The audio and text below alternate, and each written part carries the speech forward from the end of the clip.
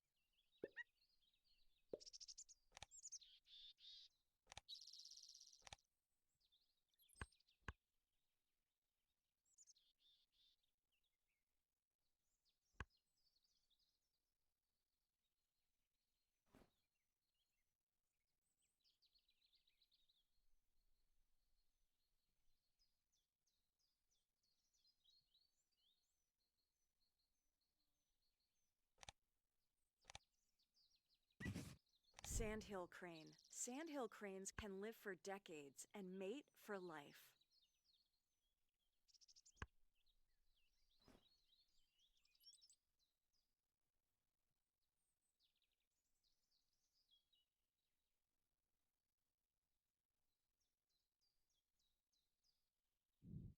The eagle is in this game.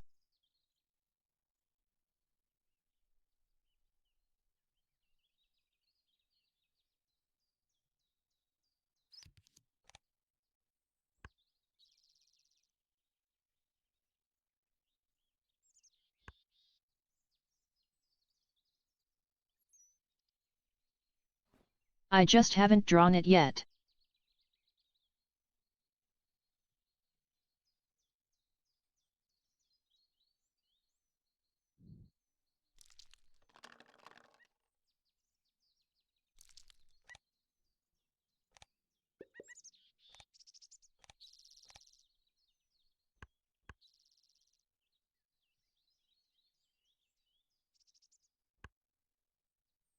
Essentially, this game is Dominion. But birds.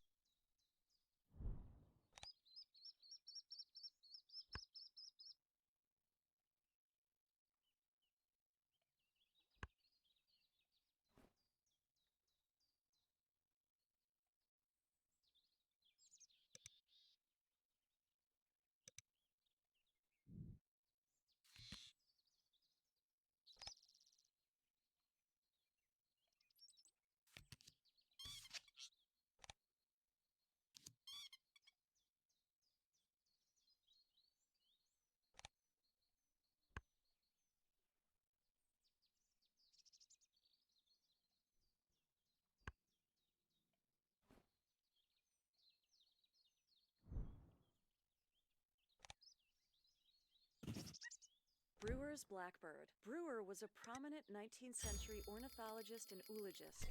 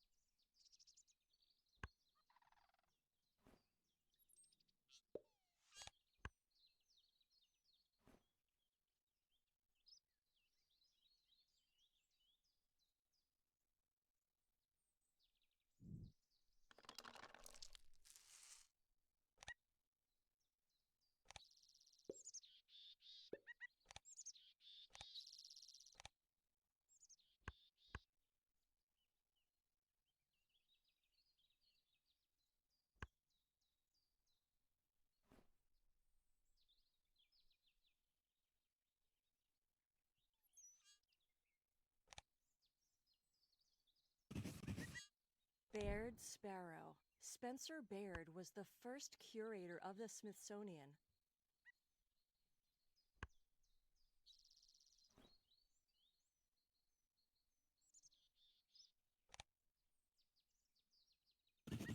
Grasshopper sparrow. The grasshopper-like song of these sparrows is often overlooked.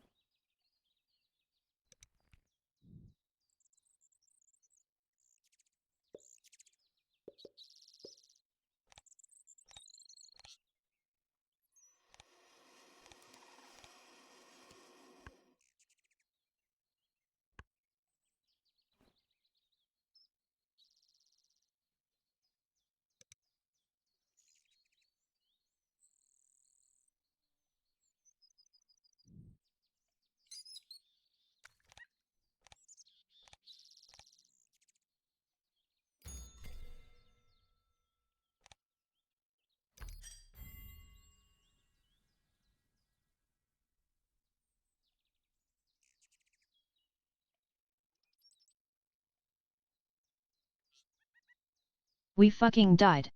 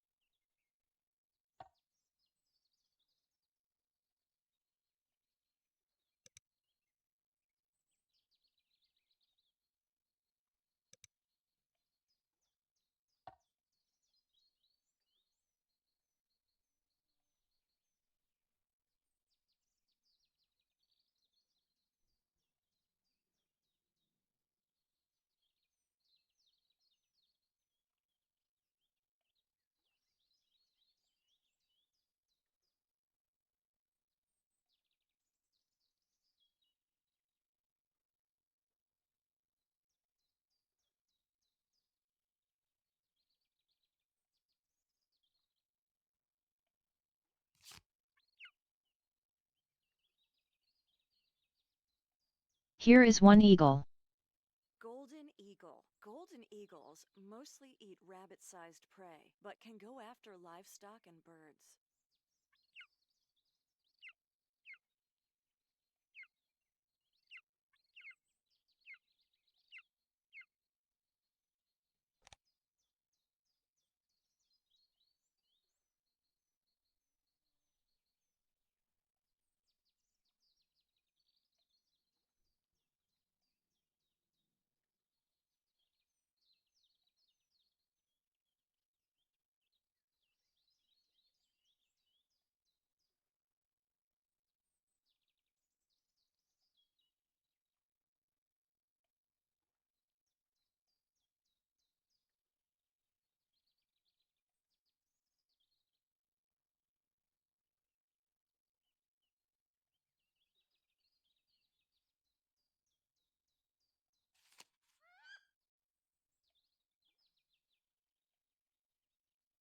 I have only unlocked one eagle.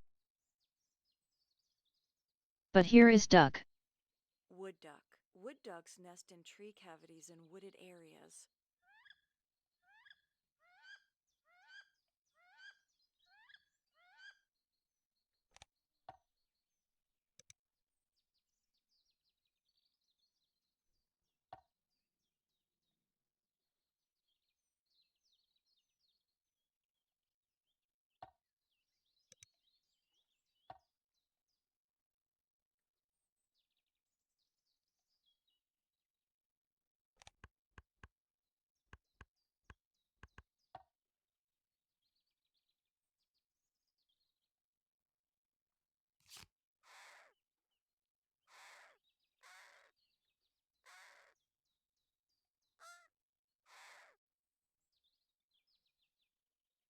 American crow. These intelligent birds steal eggs and food from other birds and cache food for later.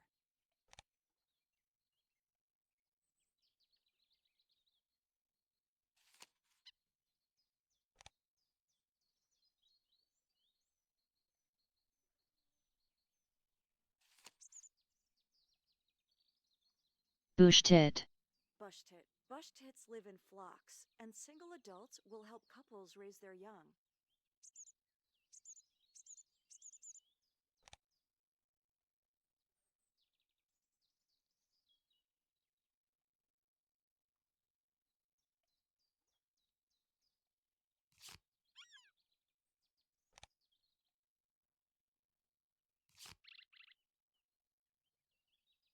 Titmouse. Juniper titmouse. These little birds make it through winter by storing seeds.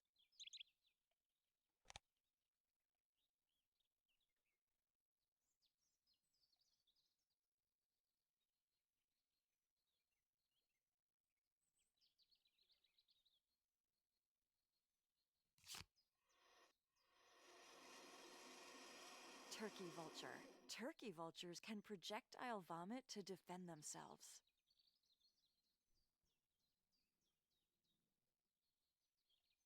Me too, turkey vulture. Turkey vulture. Turkey vultures can projectile vomit to defend themselves.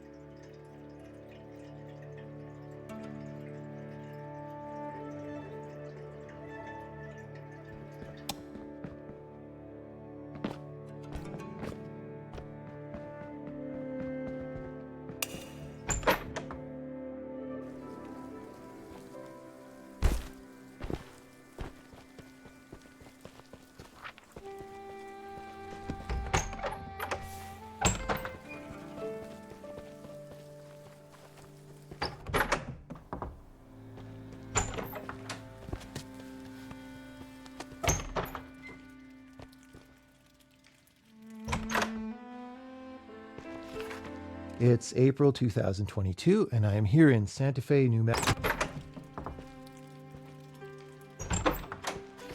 It's April 2022, and I am here in Santa Fe, New Mexico with Dr. Chris Moore of the Santa Fe Institute. Or how would you like people to know you? Hair doctor professor, of course. Or I think it's hair professor doctor, actually. You do have hair. I do Quite have long hair. Yeah, yes. Thank you. So we've made some experiments and talked for a while about what's the best way to concretely convey useful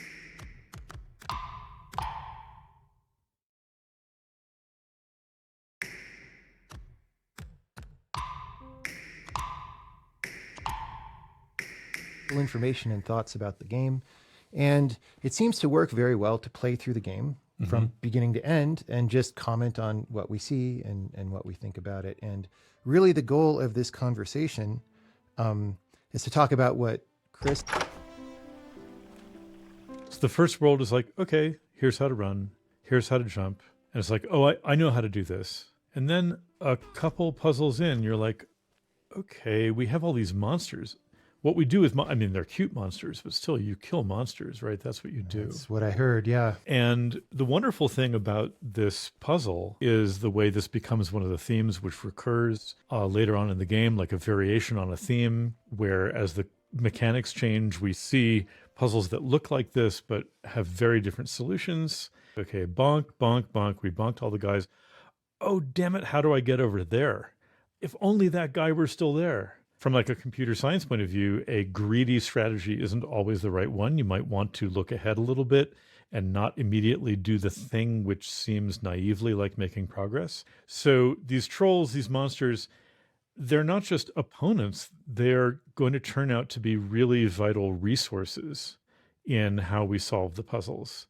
And this is the first little hint of that.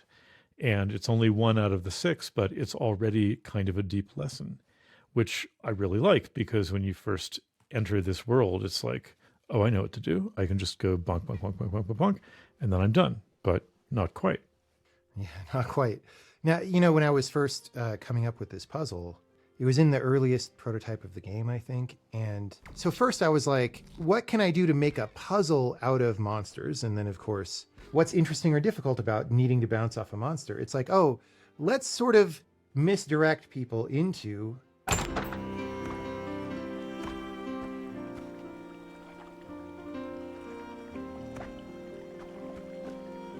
The first little part here makes you realize, oh, not only do I not always want to kill monsters immediately, sometimes I want to save them. And I want to get them from one place to another because I need them in some other place to do something for me, you know, to let me jump off them there or pick up a key or something. And so that's really interesting. Of course, we got this whole platform dynamic. So this part on the left-hand side was a later addition, right? And it came from wanting the level to have a little more meat to it and not just have this 1 or 2 puzzles, right? I felt very good about adding this part here. I'm pretty sure it was relatively late. Then in the next part of this, it gets really profound about the timing. At first, rewind is just a way to not die, right? Yeah. It's just, oh, good, you know, I don't have a limited number of lives. I get to try this again. But then you realize, oh my gosh, if I can do that, what else can I do? And in this level, there's this jump that it looks like, oh geez, how am I ever going to get this? I have to time this perfectly. And then you realize, well, but with the help of rewind, I can do this fine control of my timing. I can adjust by a fraction of a second without having to just try to do that in my head. I can almost measure it with the help of rewind and make sure that I'm there at exactly the right time. And of course, this plays out a lot later on in the game. You're using time as a resource to control your motions. Originally, it was pretty hard to hit this kind of timing because there was no visual signal, right? So the cannons in the game, if you look at the cannon that's there now, right, there's a barrel piece and then there's a wooden mount piece with a little image of the monster on it so that if somehow time is stopped, or you could have levels where cannons shoot everything they're going to shoot and the monsters are somewhere else and you could look at it and remember It probably doesn't help that much, but we thought it was a good idea to put in there. But then there's also the fuse, which is the most important thing here, right? Because the fuse helps you judge the timing. Because let's talk about these two pieces of level one at a time. This first one came later, and then the part with the falling and the timing was the original idea of the whole level. That was in the original prototype, I believe. But the reason the level's called Leap of Faith is that is a classic idea of platformer design that it's bad to do. Like specifically, if you're playing one of these traditional platformers where you die if you do the wrong thing, then you don't want to put the player in a situation where they have to jump down to somewhere where they can't see, and maybe if they jump in the wrong spot, they might die, because that's completely unfair, right? Right. You're asking them to do something that they can't do, and it just feels and bad, use right? up a life on it, and you know, whatever. Yeah, it's you lose a certain kind of faith in it, and yeah. So that's something that Rewind changes, right? Like, Mods. not only does dying not matter Hang in him the by same the way, balls. like you have infinite lives, but also you could sort of, if you really wanted to be twitchy about it, you could kind of use this recon and like not fall all the way down and just rewind before you hit the bottom or whatever, Exactly. right? And so the setup of World 2 is that we're trying to find ways that, without being able to change what would happen, right? How does Rewind affect what you can do while you're playing, right? And so, like I said, Rewind doesn't affect the laws of physics, but you sort of can get information from the future. And an impatient player would see that jump you have to execute in the second part of this level and say, oh, forget it. I can't play this. You know, there's no way I can play such a demanding game that's demanding so much of my timing. This is no fun. And then you're like, oh, actually, I'm much more in control than I thought I was. I think there's a lot of points in the game.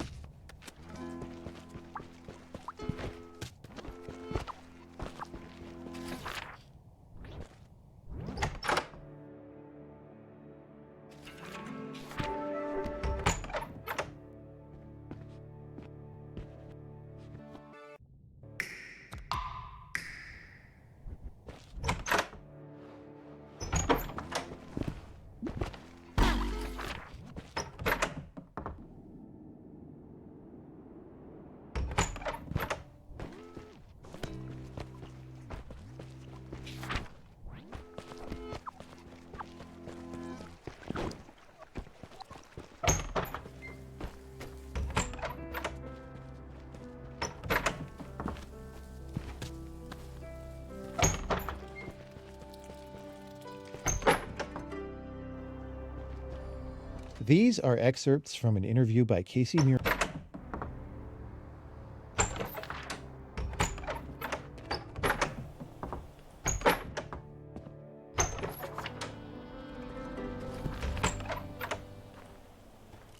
Okay, what kind of two? Why is it?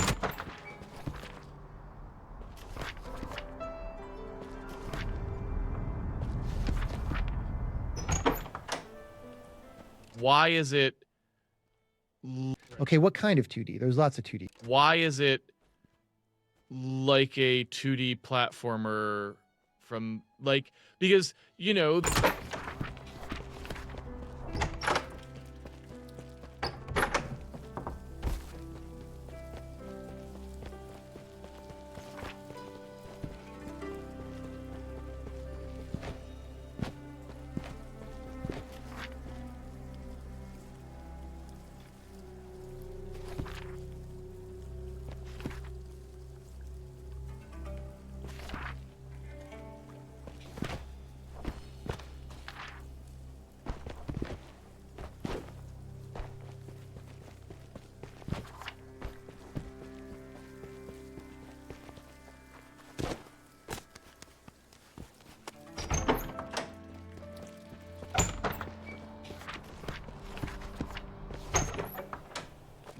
because, you know, there are many things you could have done. You could have done.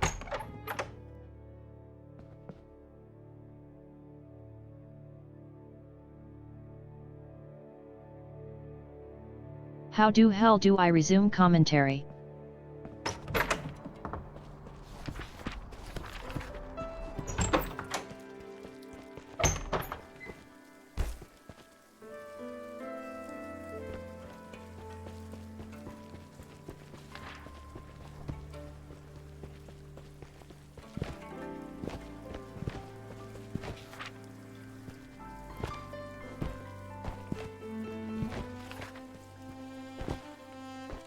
This is an example. This is an example subtitles.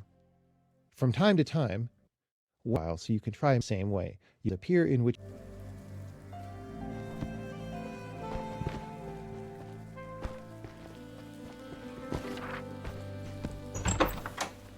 we've touched up the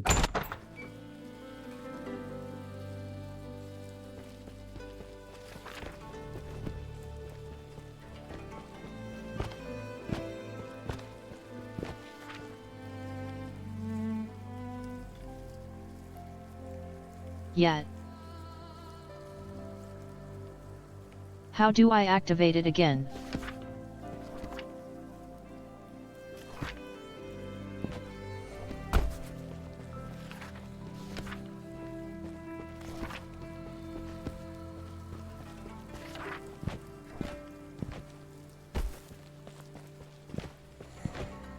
This is an example of developer commentary. We want to give you as much freedom as possible so you can noodle around and play the game while commentary is active. You can enable and disable subtitles in the commentary menu or using this switch up here. You can stop commentary at any time by reactivating this commentary node or through the menu. From time to time,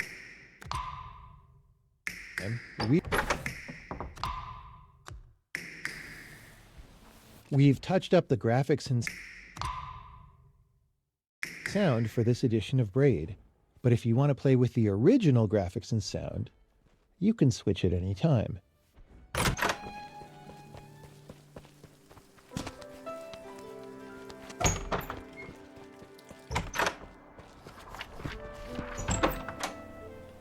Like, because, you know,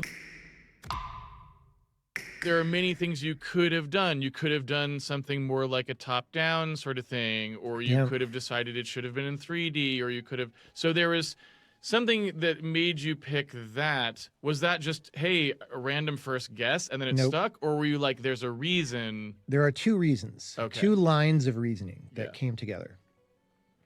One was, hey, when I first went into games industry, didn't even feel like the industry at the time, but doing this bolt action stuff.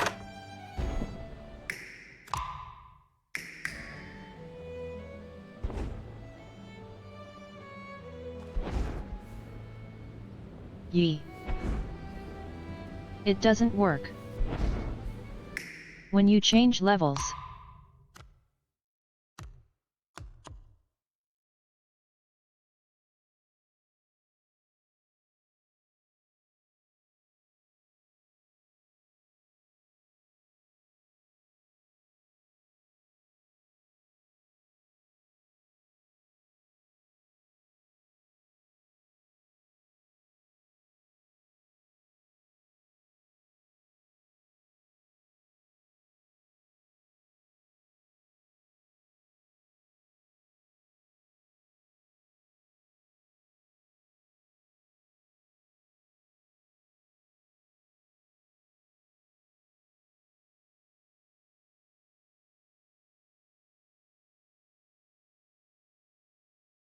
I mean like I want it to continue even if I change levels.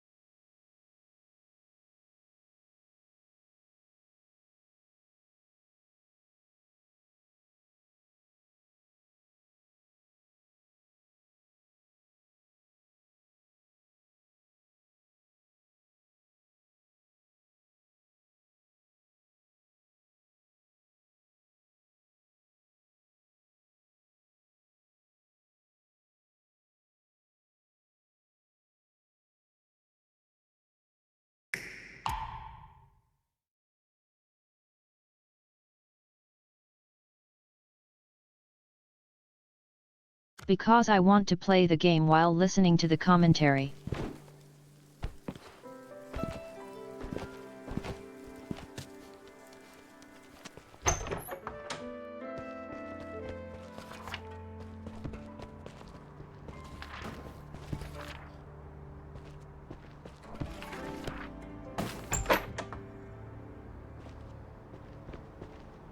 I also really like the silhouette aspect.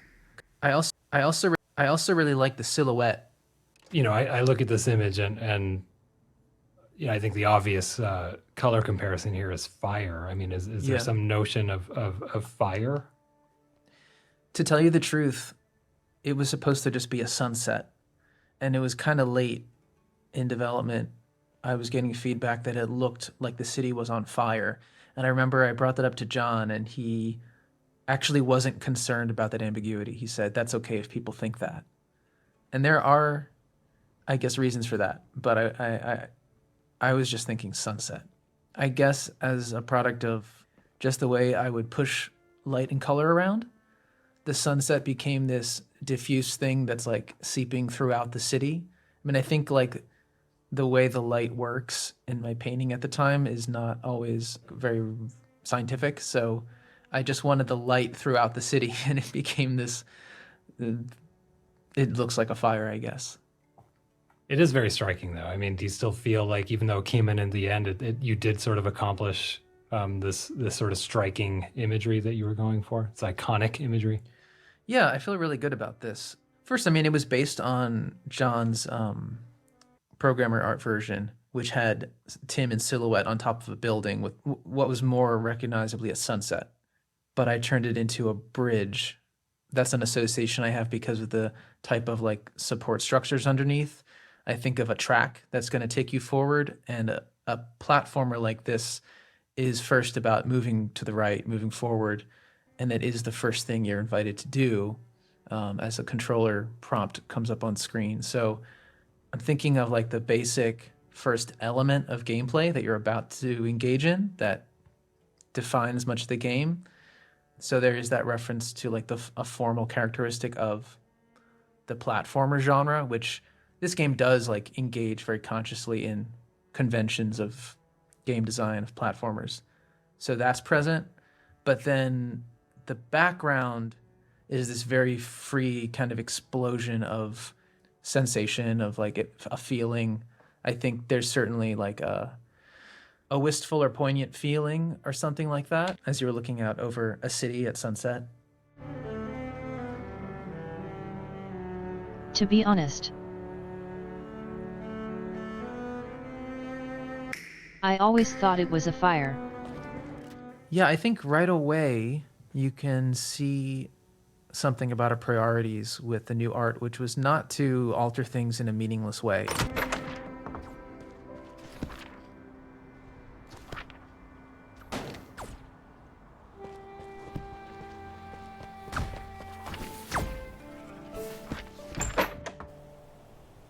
This is a great place to look at the living painting idea, which is an extension of stuff we were doing in the old version, which has large paint strokes kind of free floating. There's an idea of fragmentation, of the world breaking down into its component parts, showing the hand of the artist, showing the artifice, the created nature of it, the fluidity of it, the malleability of it. And so in the new version, we extended that with these live brushstrokes, which were one of the most laborious things to put in.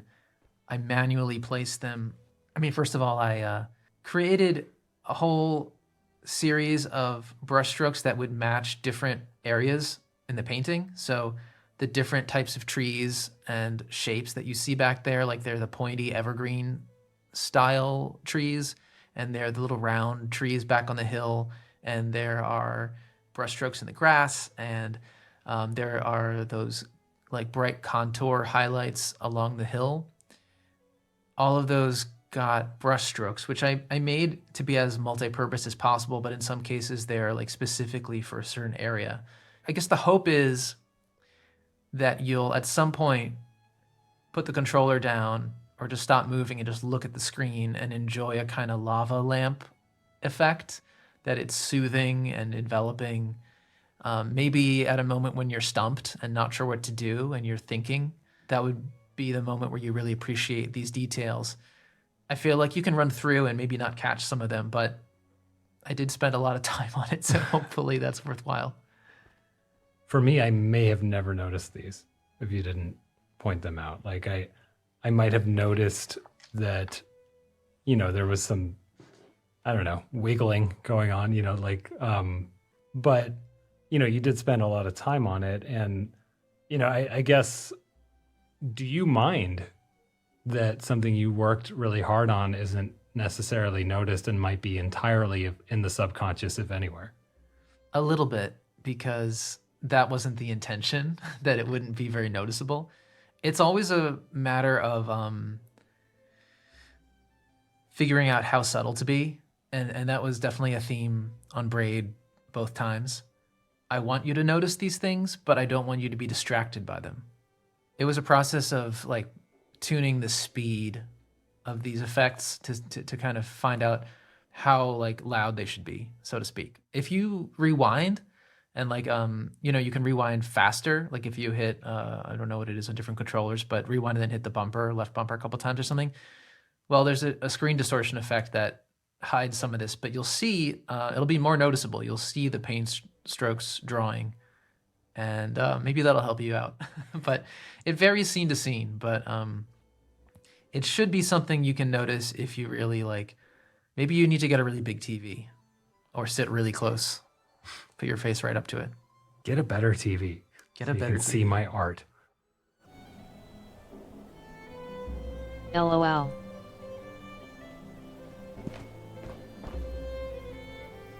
Just be rich. The design of the basic monster.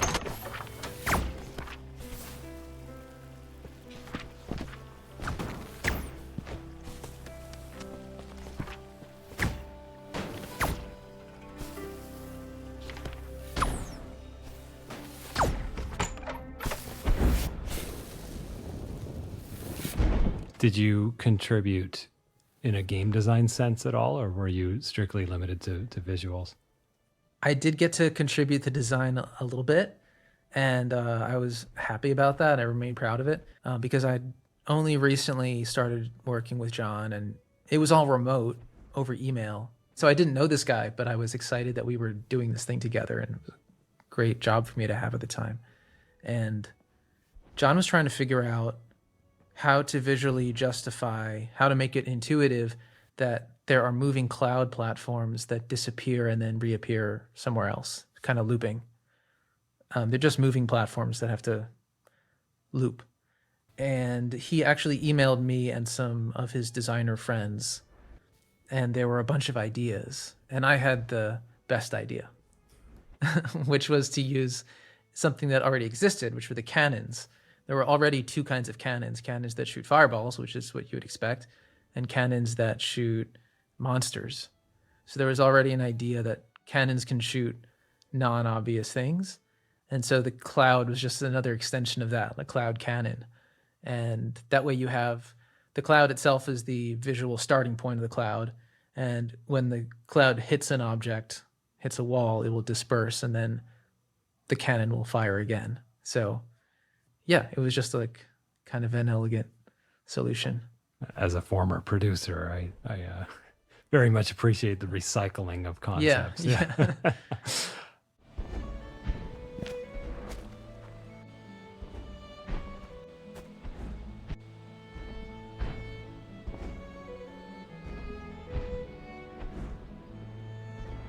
What the hell is this?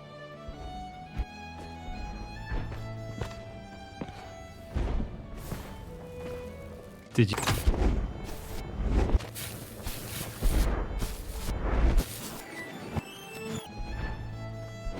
It's worth going into the situation with the clouds a bit more. Early on, I had wanted some kind of platform that you could ride on, and some other games had clouds, so I did clouds too. But they were implemented in a very simple way, where they would move from left to right through a marked out region of space, and when they got to the end, they would disappear and reappear back on the left. This provided good baseline functionality, but I felt this was a very programmery behavior for clouds. Programmers understand things wrapping through an interval, but for normal people it seemed weird. And understanding this behavior was important when puzzles got hard, and when you began slowing down the clouds and so forth. With the old behavior, if you used the ring to put two clouds closer together, they would stay closer together afterward as they kept wrapping through the interval, as opposed to now when they eventually disintegrate and are replaced by fresh clouds that are evenly spaced. Also, when the clouds wrapped back to the start of the interval, they disappeared abruptly, which looked and felt unpleasant.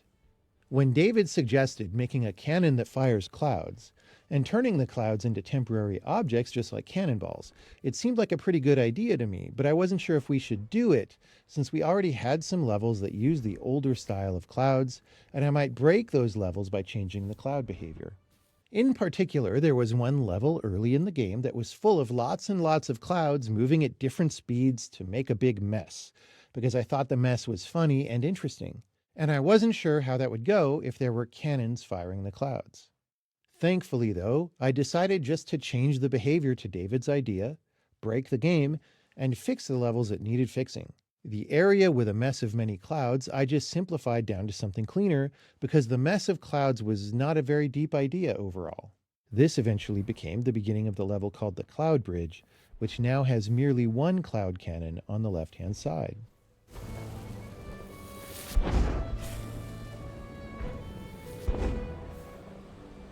No idea what that was. But okay.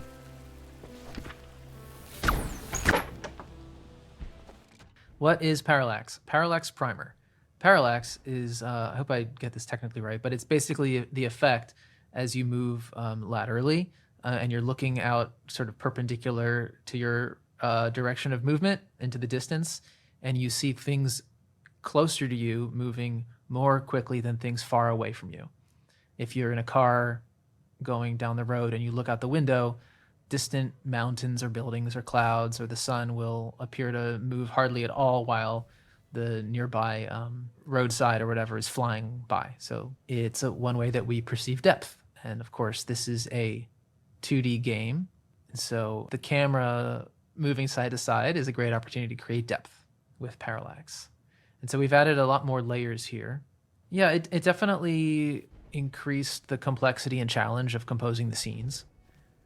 You need to keep an eye on how visibility develops when the camera moves. Things get occluded by what's in front of them as the camera moves. And you want to make sure that the composition works as it evolves. And you don't want to put stuff back there that is never visible because it's always occluded. And so that's kind of an experimentation process, as well as a conscious design process. It got pretty tricky at times to compose these scenes because Braid wasn't really built to make any of this easy. Every object you see here has both a depth value and a parallax value, and they're not linked. And these are arbitrary values that I was assigning while I was playing. So, you know, something near to you might have a value of 10 or 50, and then like the hill in the background might be 500 or something. And these are numbers that I picked, again, arbitrarily. They varied from area to area, and I kind of would develop like a routine or kind of a tendency, but then that might evolve. But I tried to leave enough space that I could put other stuff in between as well.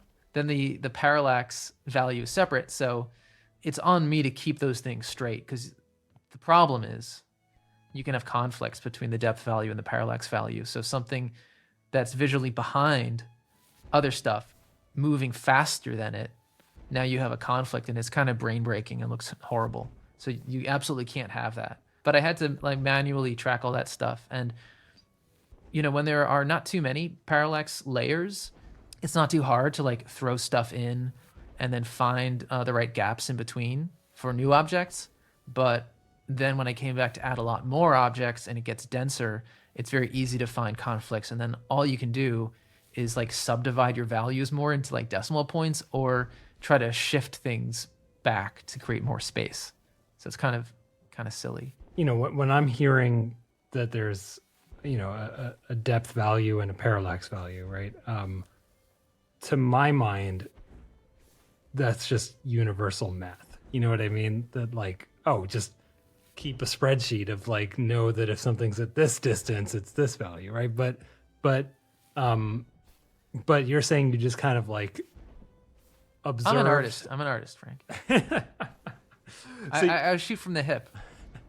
So you just kind of observed and like manually tweaked and kept observing, and like that was your process. And you know, I'm almost wondering if, you know, by not taking a scientific approach, if by taking more of an artist approach, you might be creating interesting effects that wouldn't happen if you did things literally. Maybe so.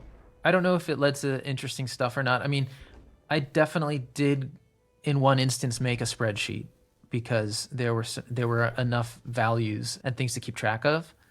So I did make a spreadsheet for the depth value and the parallax values at one point, but I don't know. I think I just, again, it was simple enough in the early stages that the tools kind of encouraged me to like throw something in, and then like it would be at a default value, and I would like throw it back 30, and then that would be fine for all the stuff of a certain kind, like all the trees back there. And then, oh, this one's in front, then I'd hit like Shift W or whatever, kind of bring it forward. And it just kind of was simple enough to work that way. Got it. But yeah, it did get to a point that I dug myself into enough of a hole, I had to make a spreadsheet.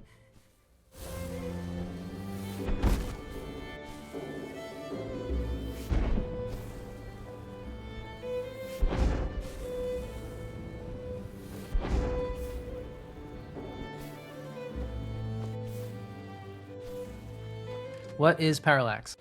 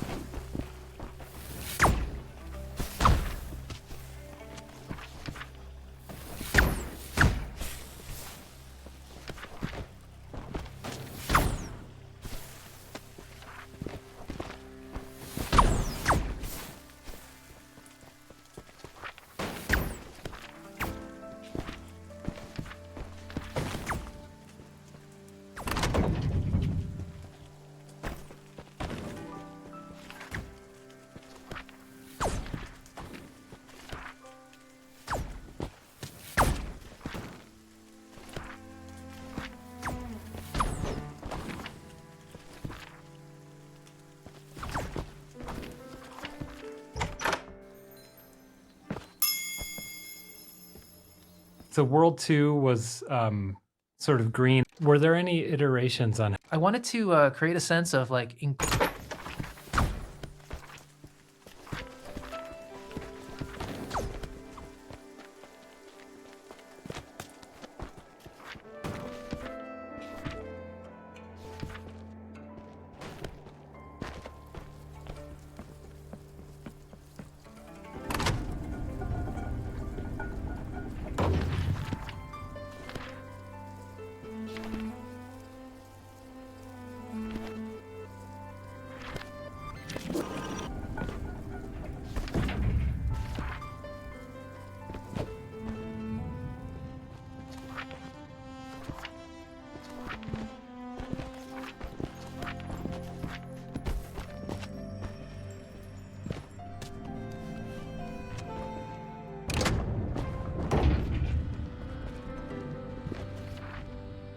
I mean, it's definitely been interesting overall to revisit Braid and look through all the old art and think about it. So, because like when I'm working on now, it got exciting to me when I figured out how to make it.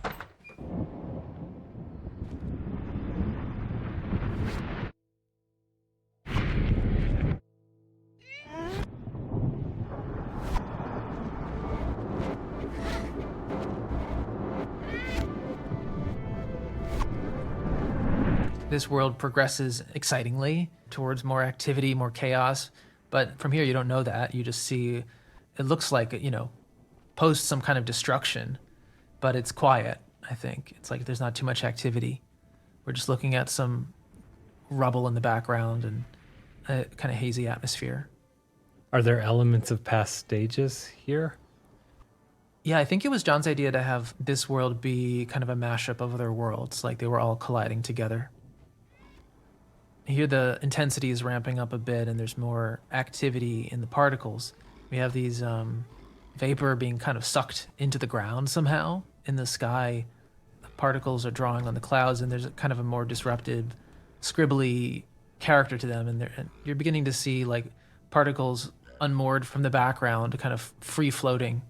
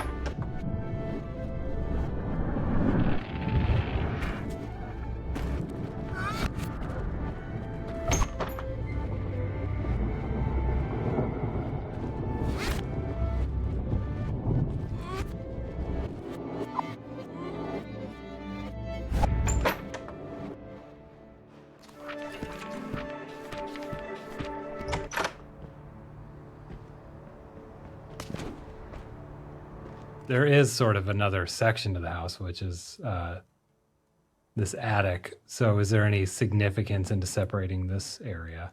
Yeah, well, the attic is not accessible in the beginning. The attic, as you start the game, you can climb up the ladder part of the way and see the attic, and you need to finish the worlds to win each part of the ladder so that you can actually go up. So it's something early on that beckons you, that you know is in your future if you stick with it.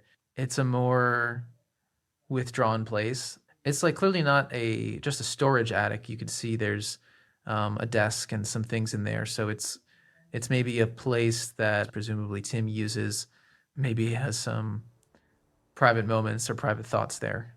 The background there, this view of the city when you're in the attic, is creating maybe some kind of wistful or distant feeling, like you're far away from things, kind of following up the first view on the bridge, which is of course very fiery. Now this is a much cooler impression, much more distant and cool. So the warmth is in the house, but the world is kind of far away.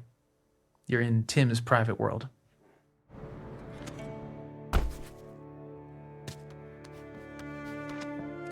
Talk to me about laying out the house, because you mentioned... Yeah, it's a pretty dense screen.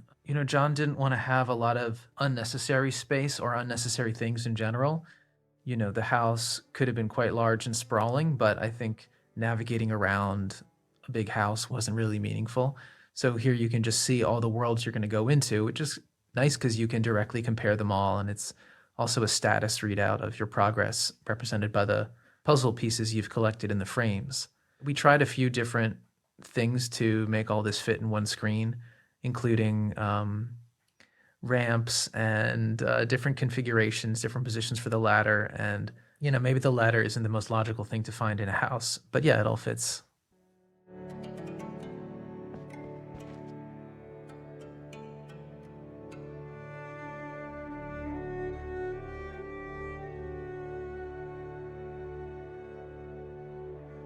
The guy has a house with no floors.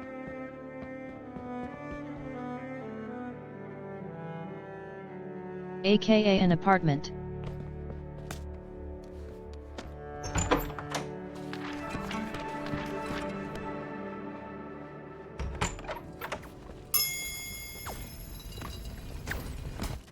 the upgrade here is all about improving the organization of space. Since you're moving between these different compartments, I like the idea of just differentiating them visually. It enhances that, there's a contrast. You're going from underground to above ground and back again, which just makes those transitions more interesting. There's also, in the middle of the stage, there's that area with the ladder and the tree and the gate, cobbled together in the old version and not very elegant or united. So in the new art, it was a chance to make it really feel like a tree, like a hollow tree with roots going down. And I feel it hangs together a lot better. So to me, that's was kind of crying out for improvement.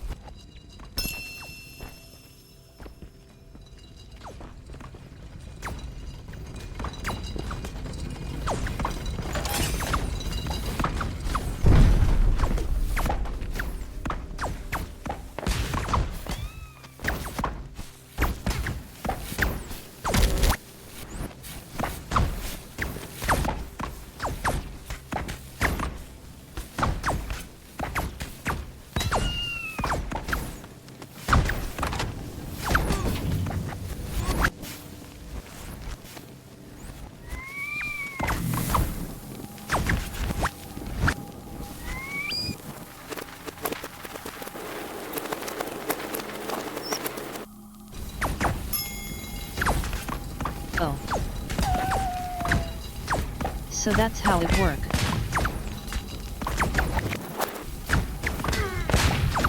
iForger.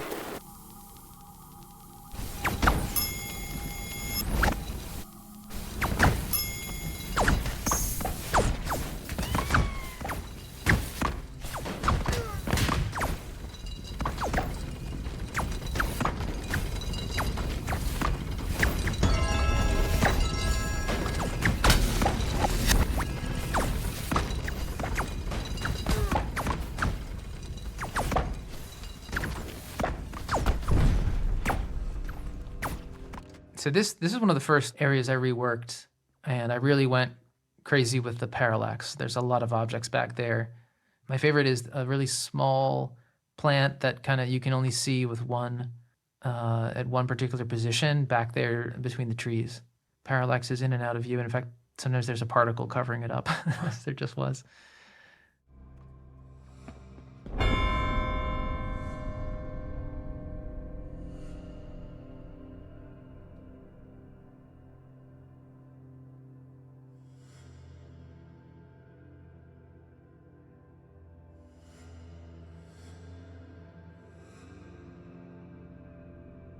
Basil Amori. Literally Basil Amori.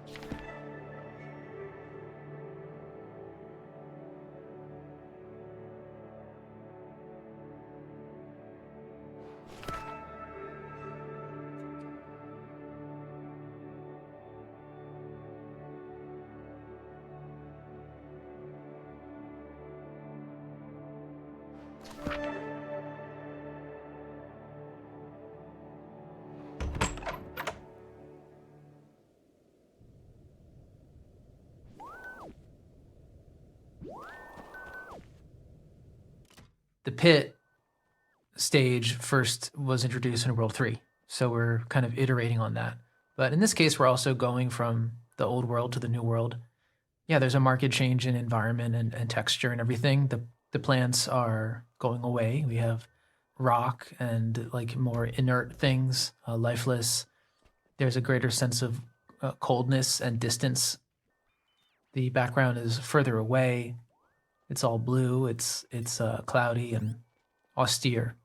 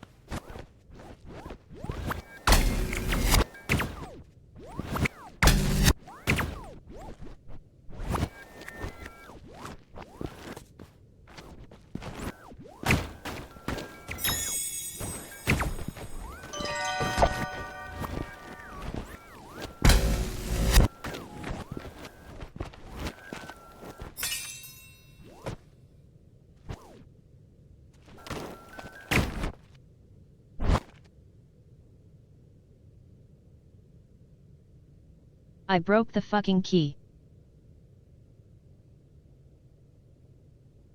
By sending it backwards in time. I feel this is a good world to observe the live.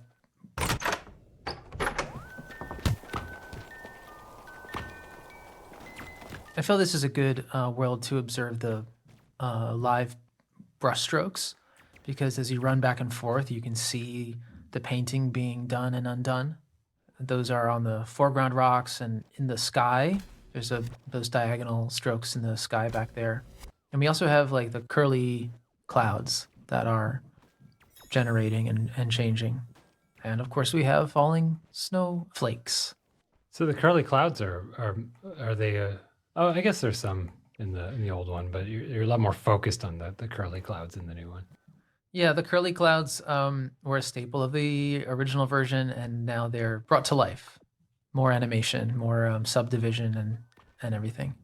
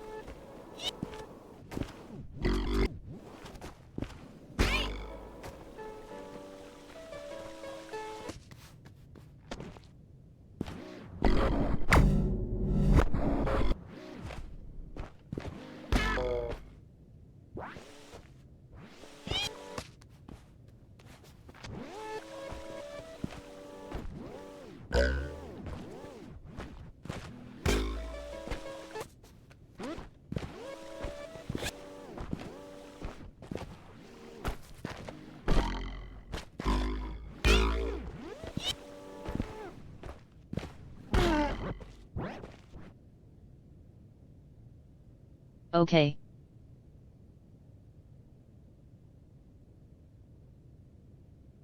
Difficulty spike.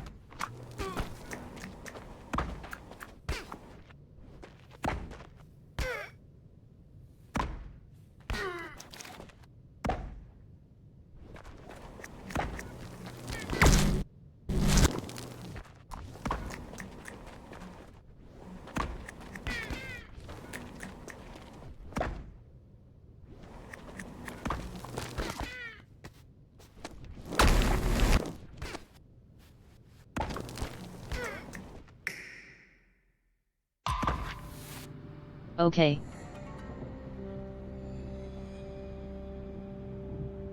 This is getting too big brain for me.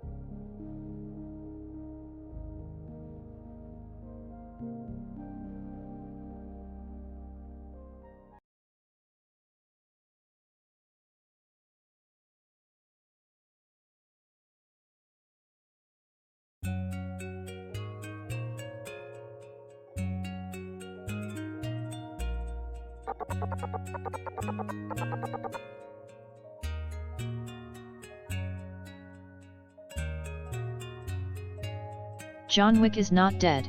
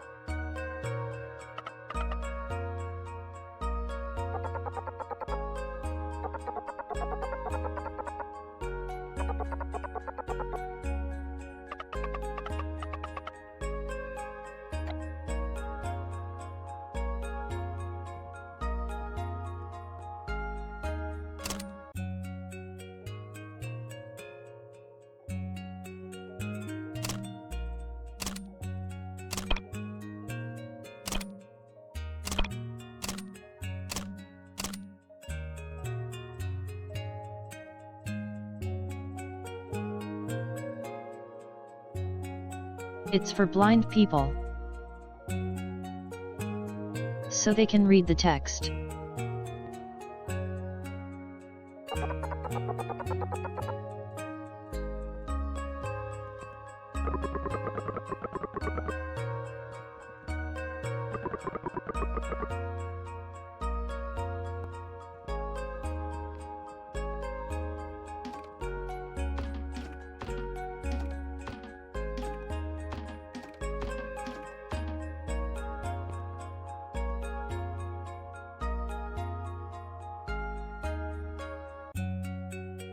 Too short for the mirror.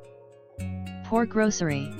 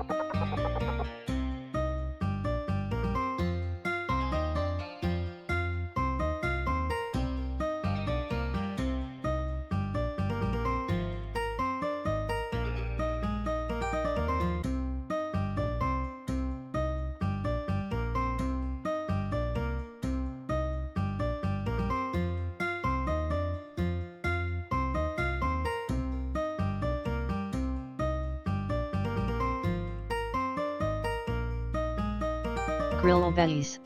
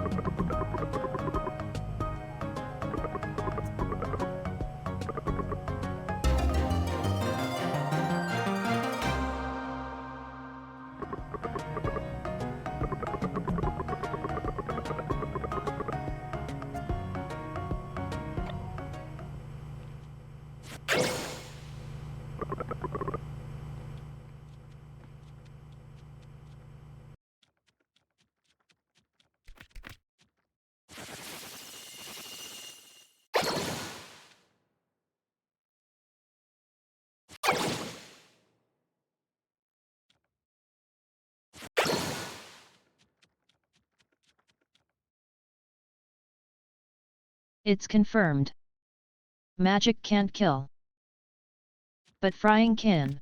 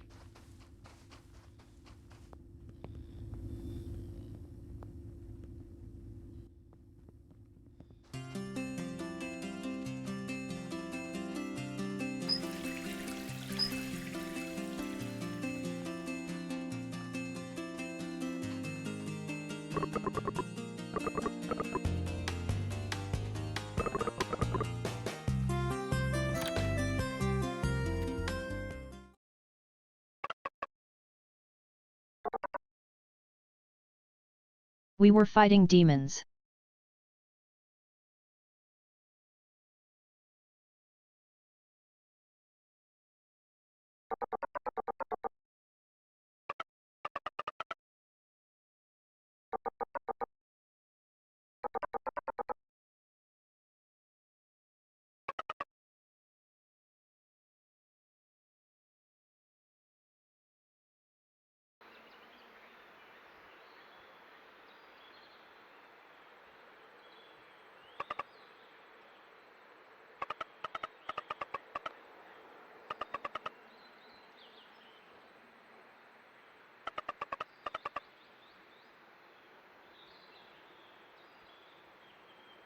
The toilet is shining.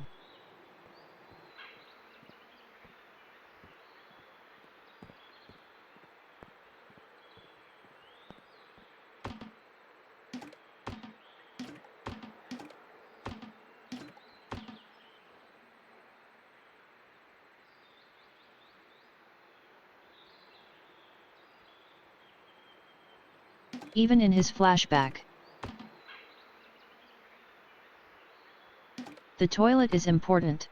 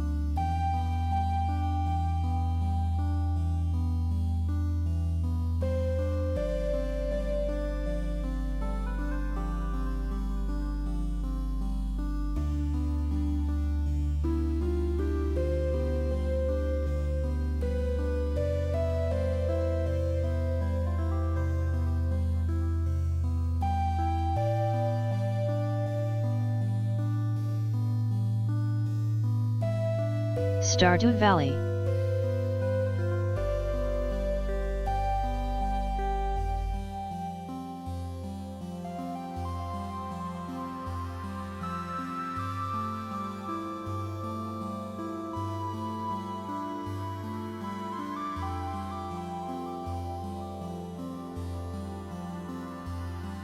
Yo. Why are there clouds with the name of the game? That makes no sense.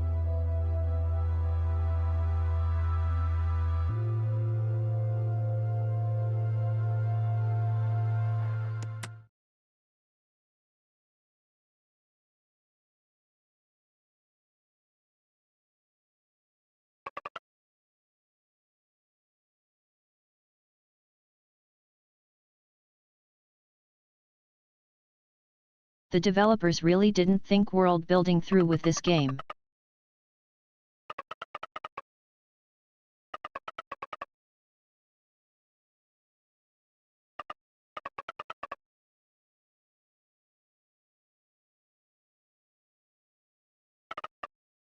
For real.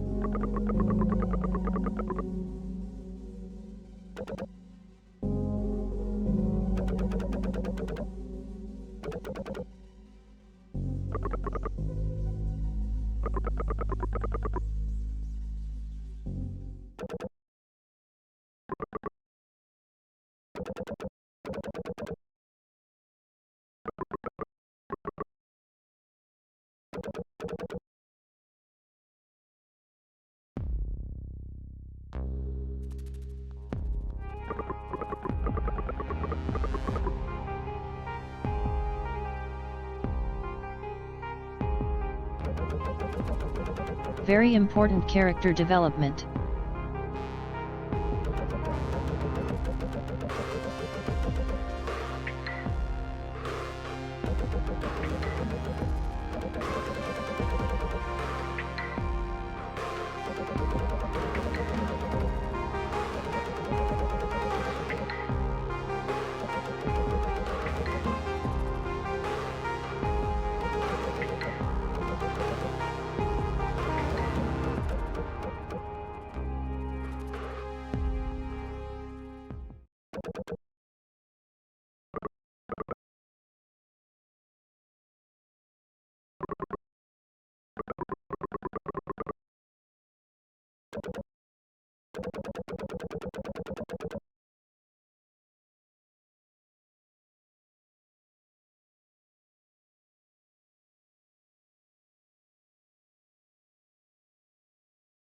Import nat lore.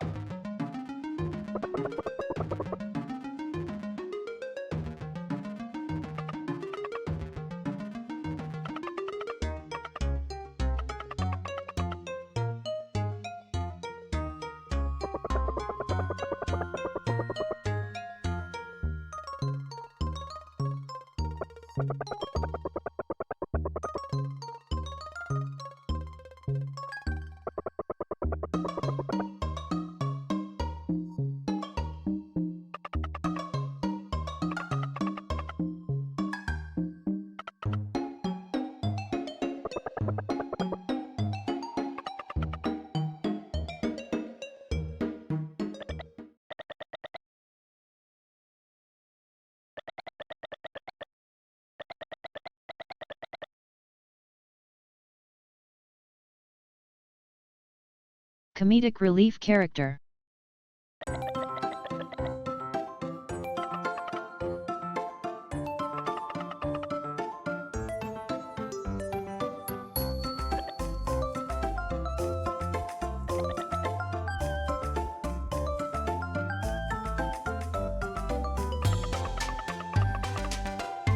Basil Amori is saving us.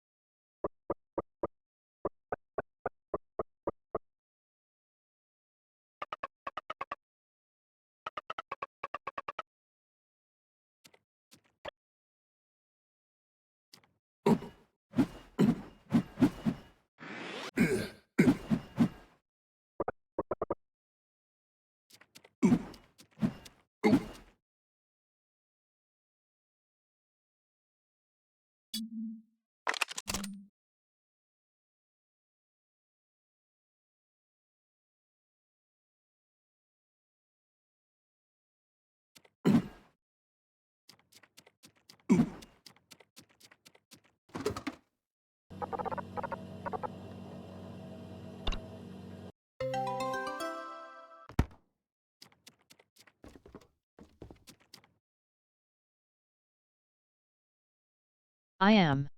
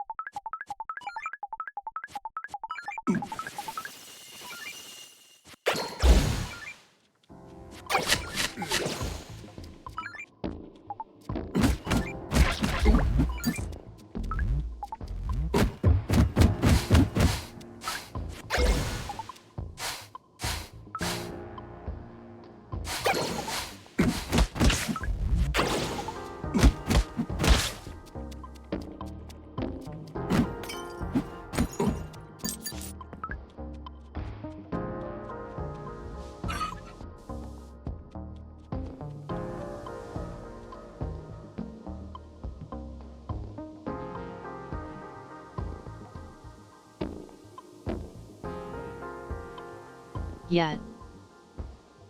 Punch it. Punch.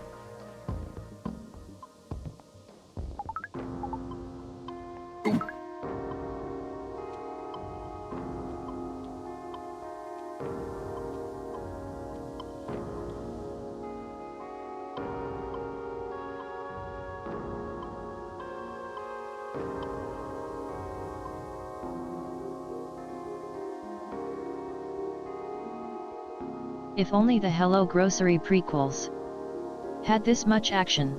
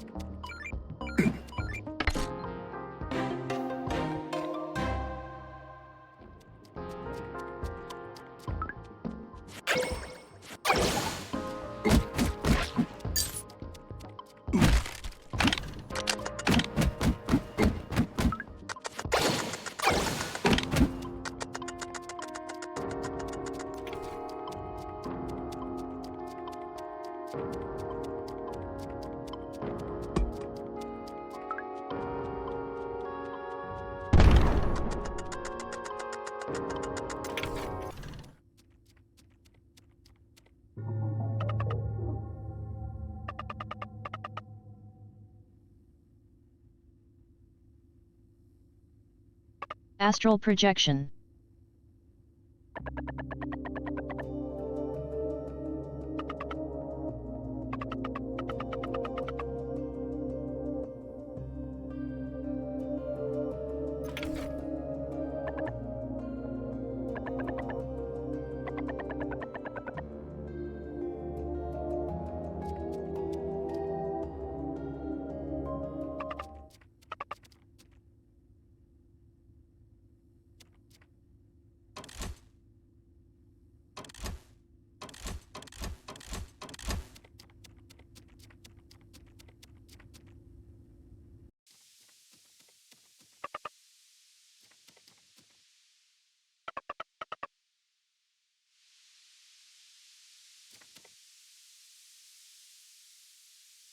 Portal 2.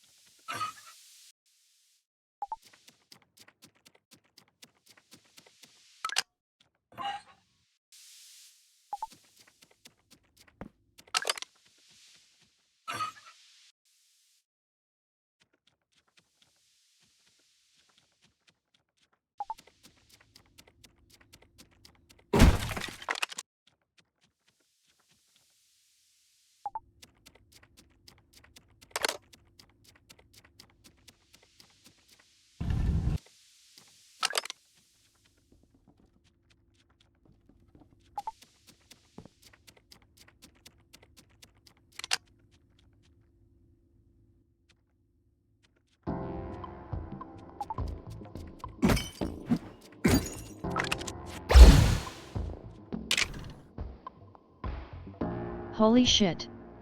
Portal 2. And Talos Principle.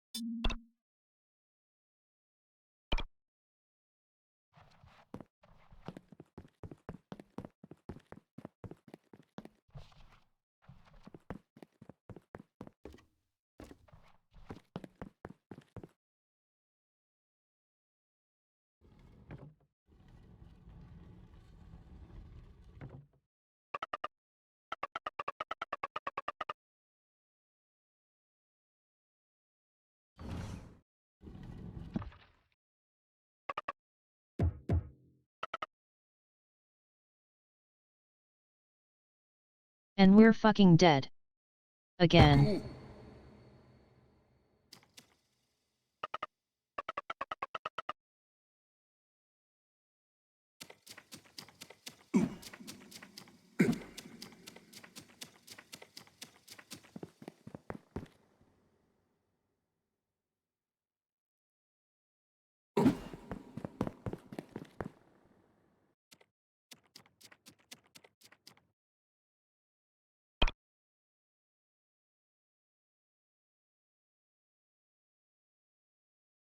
Is this a boss fight?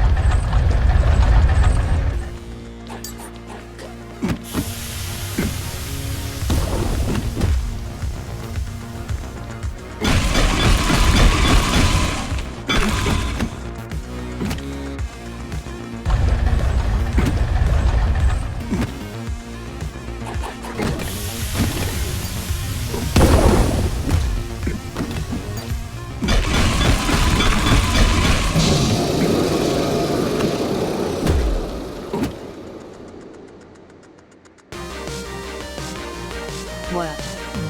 That's it?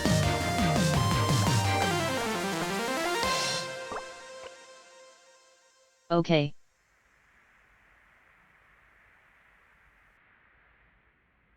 I was fully expecting it to change phase.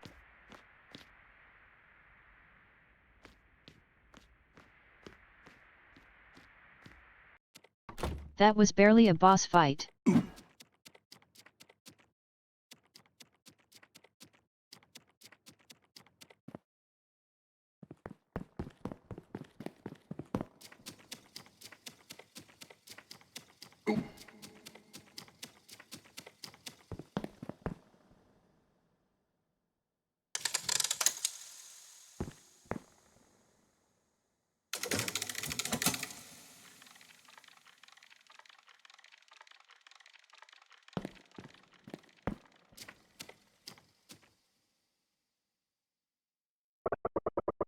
Pretty much.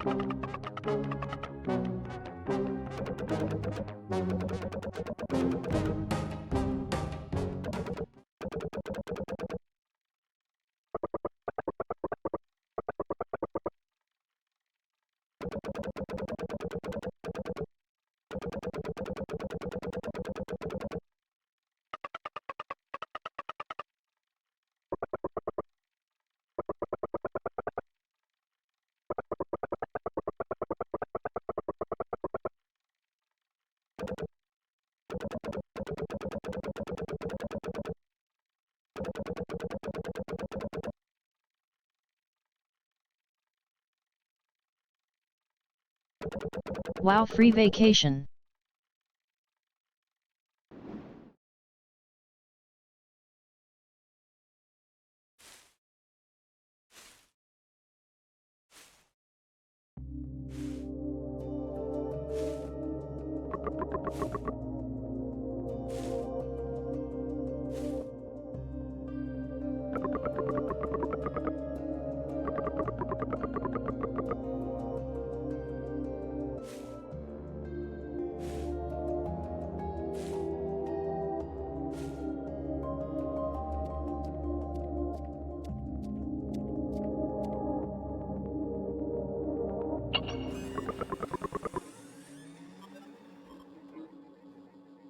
TV World. Hello Grocery 1.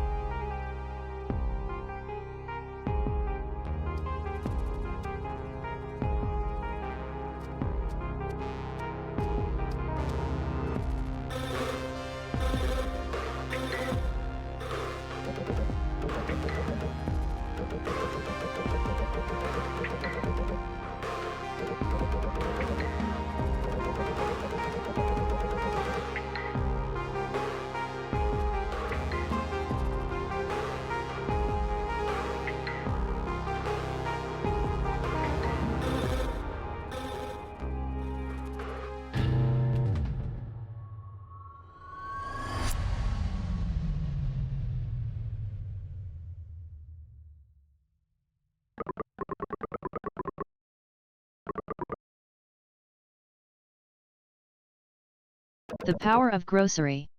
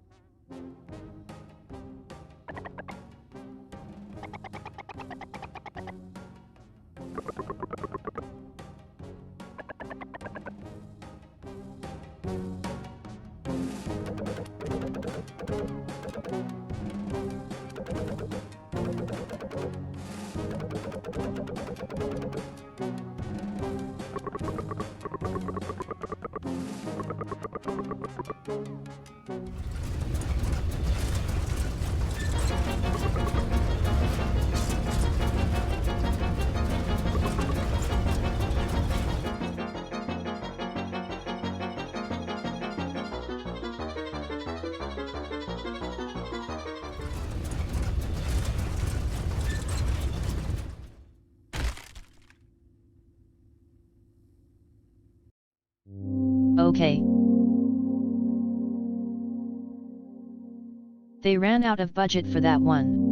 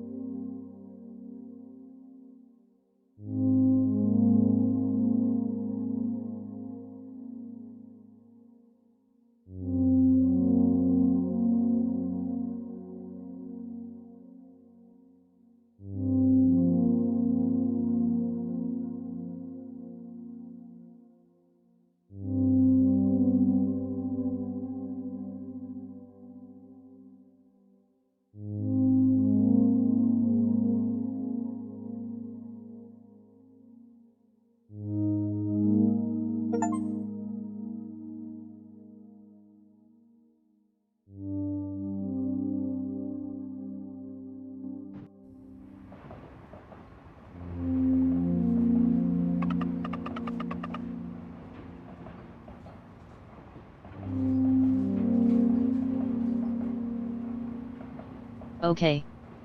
I am dead.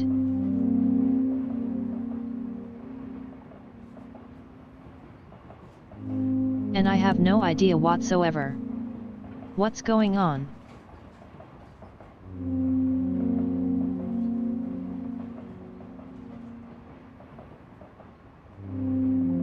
Why did we even fight Robot Crab?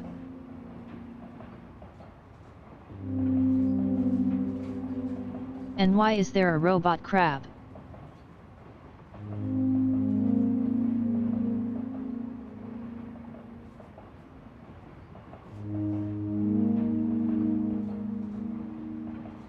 Perhaps they will resolve that plot point. The Robot Crab lore.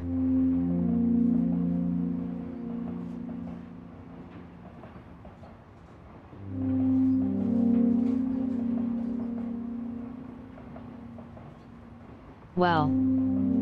Anyways. Good game.